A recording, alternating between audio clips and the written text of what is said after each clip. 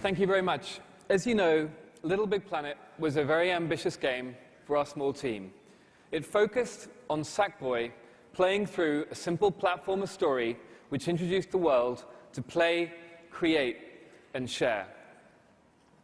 So in Little Big Planet 2, we're staying true to that ethos of play, create, and share. But we're also, as you may have seen in the announcement trailer, massively expanding all of these areas, adding features like the Sackbot non-player characters, or character enhancements like the grapple hook, creative features from filmmaking tools to the 6-axis direct control seat, as well as a load of new community and share features that integrate with the web. But in the end, all of this just comes down to one thing: making fun games. And now you can make any kind. It's a true platform for games. Whether you want to make an RTS, an RPG, a puzzle, a racing game, or even a shooter.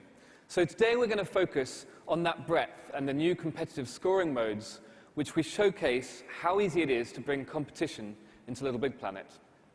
I'd like to show you, with the help of my friends here, some examples we've just picked out for you live on stage. First up, we have Super Block Race. This is a super simple dexterity minigame, and it stars our Sackboys racing to match the falling blocks by pressing the X and O face buttons. Using direct control, you can create any mapping from the 6-axis controller to the gameplay. The time penalty for getting a mistake is balanced by the creator, and it's actually hiding a great depth to the gameplay.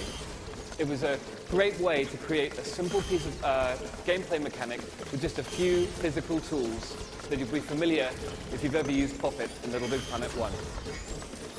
With the new competitive scoring, each player gets their own score, which can be set by the creator. And at the end of the level, here in 2 seconds, you get presented with a neat map so that the winner can celebrate in style. So next up, we have Crashy Crash. It's a kind of top-down sports sumo. And in this level, these guys are just trying to bump each other out of the ring. But what the creator's done here is add X and mapped it to give a boost, which adds an element of strategy. Again, it's a really simple game mechanic that was great fun to create using the physical tools. This level also showcases, for those creators out there, the mover objects, which allow you to attach them to any piece of the world and make it move exactly how you want, ranging from the central spawn point, which moves objects between layers, to any kind of motion that you can imagine. Once again, at the end of the level, you get a neat grid showing who did what to who and who's the ultimate winner. Lastly, I'd like to introduce you to the glorious chaos of multiplayer competitive action in this Rocket Arena level. This is actually the easiest one to build, simply placing objects in the world, setting gravity to low, and using a new character enhancement called the Creatinator. So players out there who've played Little Big Planet will be soaking up all of the new features here, but the Creatinator is a hat which you put on Sackboy and you can set to emit any object, from cows to flowers to rockets in this case. I think let's see who's doing the best. Come on, Green, you're on 0, nil point. Keep going. In the background, you see the holographic material. That's been used by many of our creators to create heads-up displays and things like that. In online, if you use a competitive mode, each PS3 gets its own camera, so it would be really easy to make a gigantic scrolling level in Little Big Planet 2. So to wrap up, I'd just like to show you some of footage of the kind of gameplay that you can expect in Little Big Planet 2. Because when we were creating these tools, really we wondered, what will the breadth be? We'll stay true to the platforming at the heart of Little Big Planet. So what we did was invite some of the top creators down to the Media Molecule offices, and we just gave them 24 hours to run wild with the new tools. We did not give them any tuition or any help. They'd seen nothing.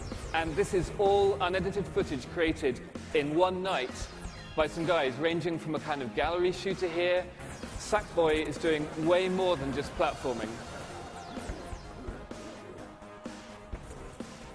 There were tons of different kinds of levels, and we've carried this breadth all the way through to the story mode in Little Big Planet 2, ranging from top-down racing games with AI characters, and even, in one instance, a full real-time strategy game with multiple units, unit creation, pathfinding, psychedelic 3D shooter, which takes place at the end of one of the boss fights in the game.